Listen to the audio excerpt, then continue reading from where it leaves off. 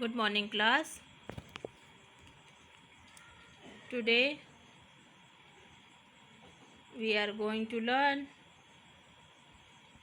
GK for class 5th. So this is your book, Active General Knowledge.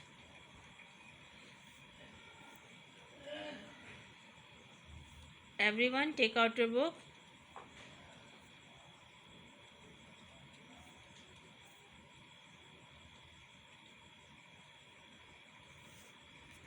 And open your chapter.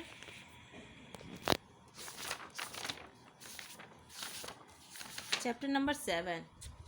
Today's chapter number 7.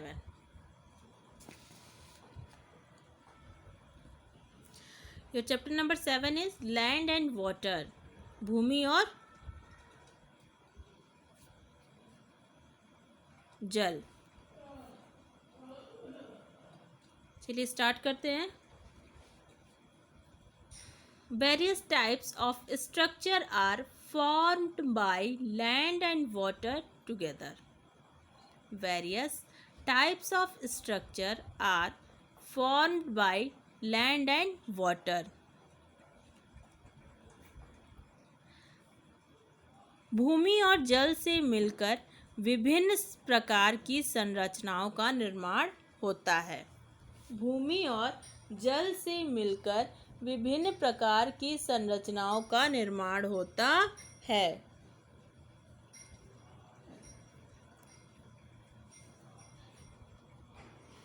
These structures are known by special names. These structures are known by special names. इन संरचनाओं को विशेष नामों से जाना जाता है.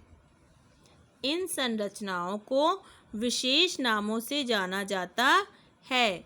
Check your knowledge about them by writing their names in the boxes.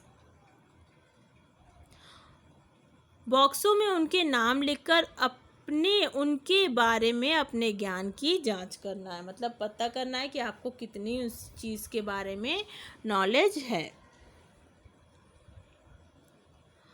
First क्या है? It is a flat triangular part of land which is surrounded by water on it's 3 sides. It is a flat triangular part of land which is surrounded by water on its 3 sides. यह भूमि का समतल त्रिभुजाकार भाग है जो तीनों ओर से जल से घिरा है.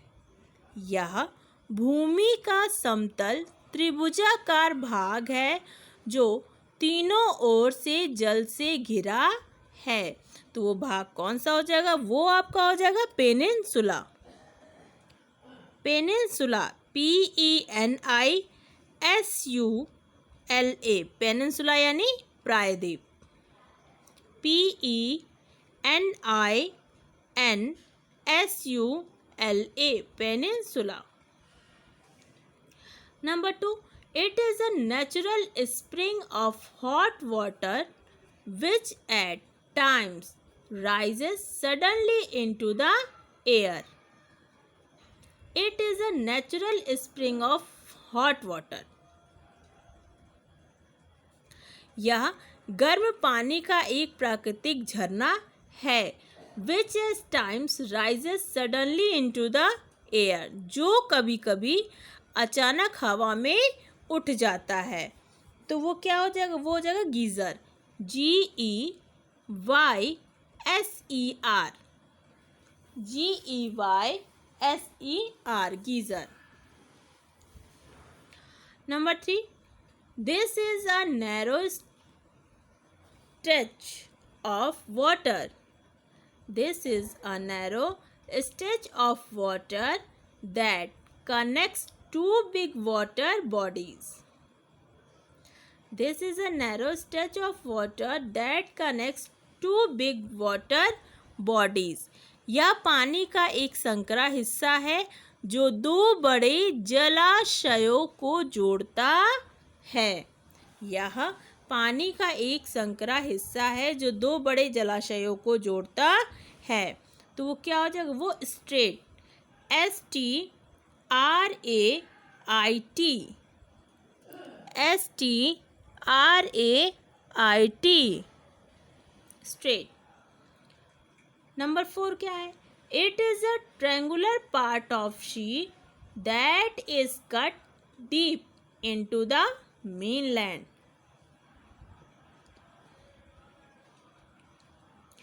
It is a triangular part of sea.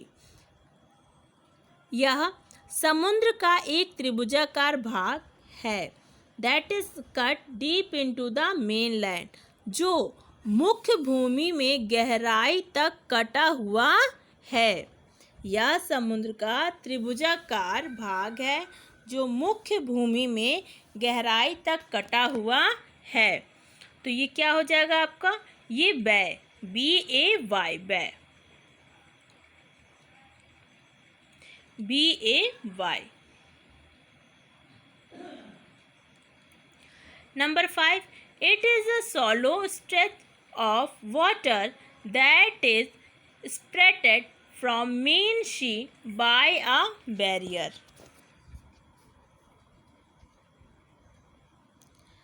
It is a shallow stretch. यह पानी का एक उथला खंड है। That is separated from main sea by a barrier, जो एक अवरोध द्वारा मुख्य समुद्र से अलग होता है। तो क्या हो जाएगा? वो हो जाएगा आपका लैगून्स, LAGOONS। यह पानी का एक उथला खंड है जो एक अवरोध में रुकावट द्वारा मुख्य समुद्र से अलग होता है। तो वो आपका हो जाएगा लैगून्स। नेक्स्ट है, it is an area drained by a single river system. It is an area drained by a single river system. यह एक एकल नदी प्रणाली द्वारा सूखा हुआ क्षेत्र है। यह एक एकल प्रणाली द्वारा नदी प्रणाली द्वारा सूखा हुआ क्षेत्र है। तो ये क्या हो जाएगा? ये हो जाएगा बेसिन, BASIN,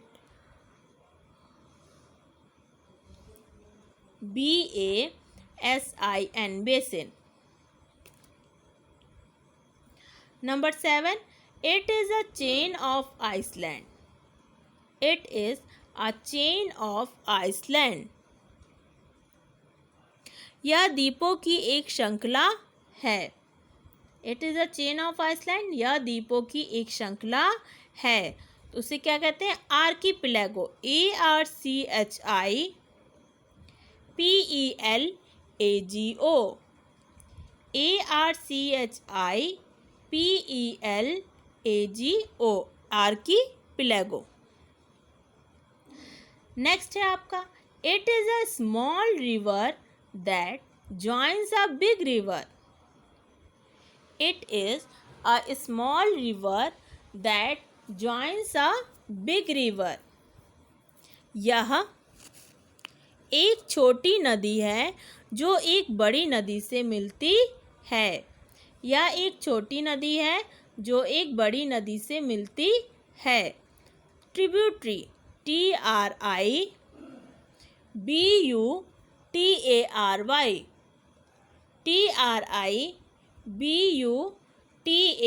TRIBUTARY, ट्रिब्यूटरी।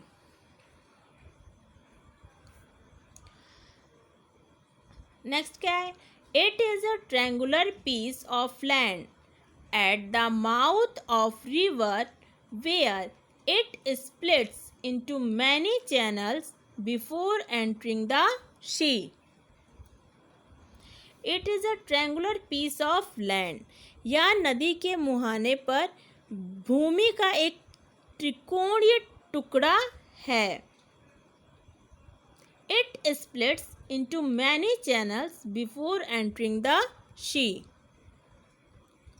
यह समुद्र में एंट्रिंग द सी मतलब समुद्र में एंट्री करने से, प्रवेश करने से पहले उसको बहुत सारे उससे गुजरना पड़ता है। किससे गुजरना पड़ता है? डेल्टा,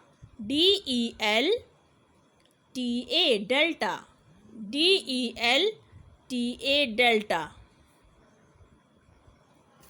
नेक्स्ट है, it is a place where the river falls off very high and steep cliff of mountain.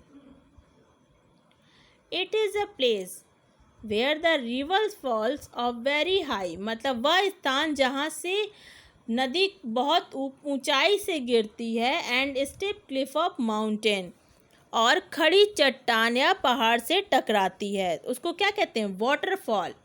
WATER water, FALL waterfall. Next क्या है? डू यू नो, क्या आप जानते हैं?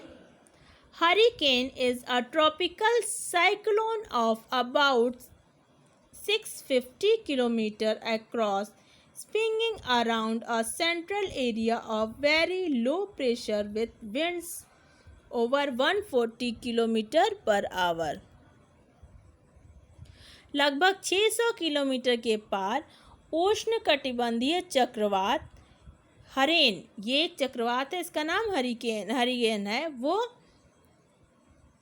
140 किलोमीटर प्रति घंटे से अधिक हवाओं के साथ बहुत पहले के केंद्र के चारों ओर घूमता है।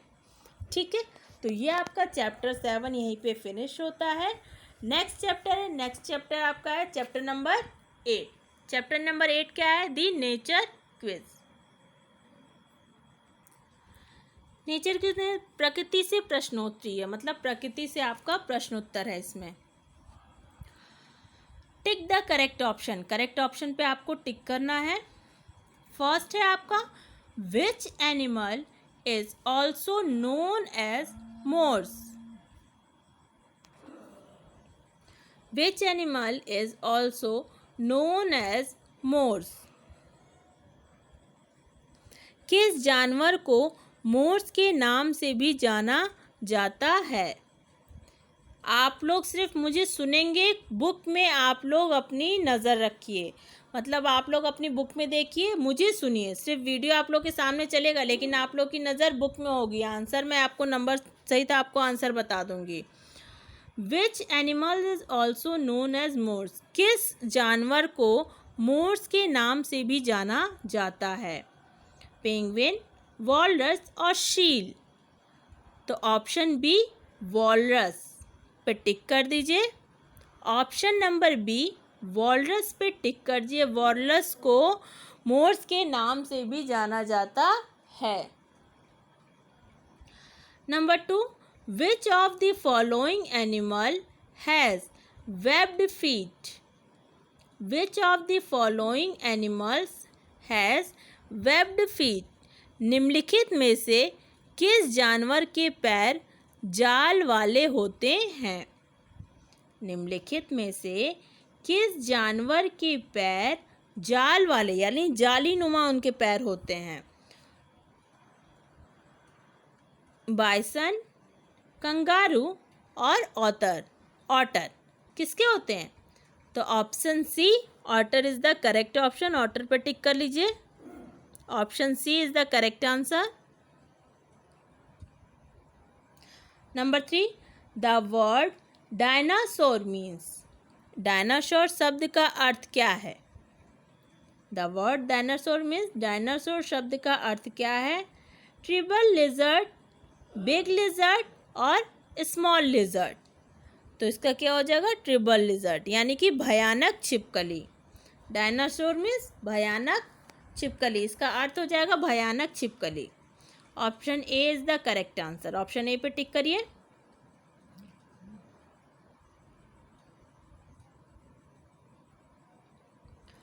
फोर नंबर है, this animal is known for washing its food before eating it. This animal is known for washing its food before eating it. यह जानवर खाने से पहले अपना खाना धोने के लिए जाना जाता है। यह जानवर खाना खाने से पहले अपना खाना धोने के लिए जाना जाता है। A tiger, B butterfly, C raccoon. A tiger, B butterfly and C raccoon. तो C raccoon is the correct answer. Option C पे टिक कर दीजिए, raccoon. Option C raccoon. Number 5, this mammal lays eggs. This mammal lays eggs.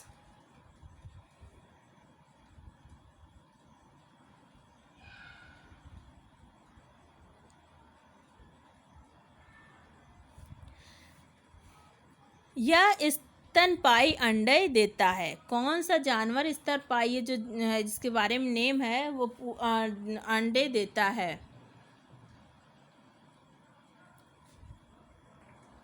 तो क्या हो जाएगा? एकेडना, whale या श्रेव। तो ऑप्शन ए एकेडना आपका करेक्ट ऑप्शन होगा। ऑप्शन ए पे टिक कर दीजिए, एकेडना। नेक्स्ट है number 6, the bird can not move its eyes but can turn its head backward to see around. The bird cannot move its eyes but can turn its head backward to see around.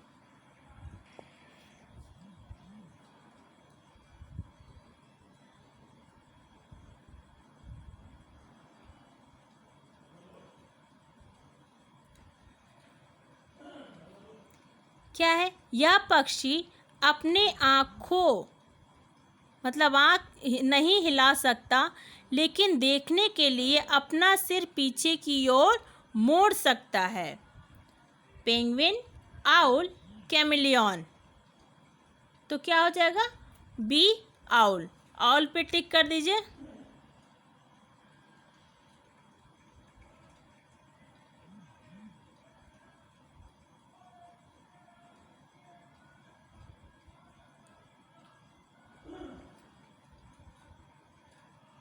Next है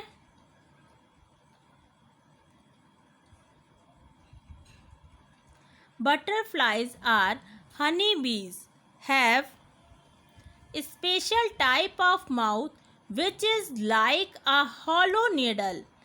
It is used to suck the nectar and is known as. तितलियों और मधुमक्खियों में एक विशेष प्रकार का मुंह होता है जो खोखली सुई की तरह होता है। इसका उपयोग अमृत चूसने के लिए किया जाता है और इसे डैश के रूप में जाना जाता है। किसके रूप में? पाइंसर, एंटेना या प्रोबोसिस। तो ये क्या हो जाएगा? Proboscis. Option C proboscis correct option है। ऑप्शन सी पे टिक लगा दीजिए।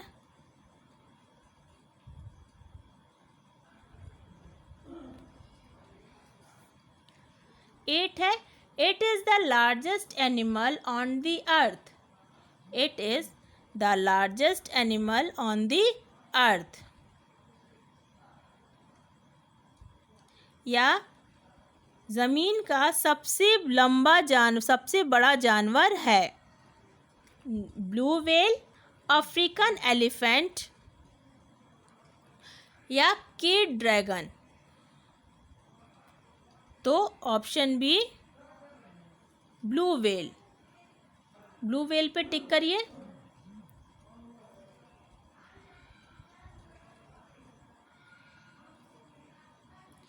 नंबर 9 क्या है? The pouch of the belly of kangaroo is used to protect and nourish the body. It is known as.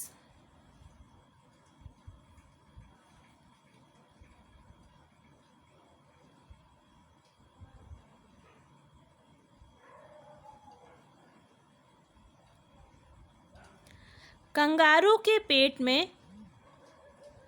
पर थैली का उपयोग बच्चे की रक्षा और पोषण के लिए किया जाता है। इसे यह भी कहा जाता है विस्कर, ट्रैप या मैरसुपियम। क्या कहा जाता है इसको? मैरसुपियम यानी मार्सुपियम। मार्सुपियम पे आप टिक कर दीजिए।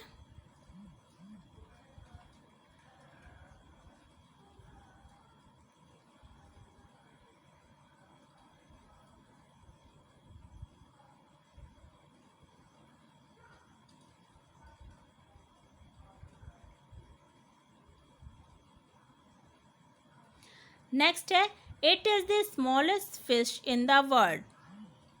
It is the smallest fish in the world. यह दुनिया की सबसे छोटी मछली है। स्टार फिश, गोभी और रूहू। तो गोभी पे आप लोग टिक कर दिए। गोभी जो है वो दुनिया की सबसे छोटी फिश है। Option B is the correct answer. ठीक है, तो आपका ये चैप्टर 8 भी यहीं पे फिनिश होता है। आज आप लोग ने चैप्टर 7 एंड चैप्टर 8 पढ़ा। सो आप लोग को समझ में आ गया होगा, सबने बुक में फिल कर लिया होगा।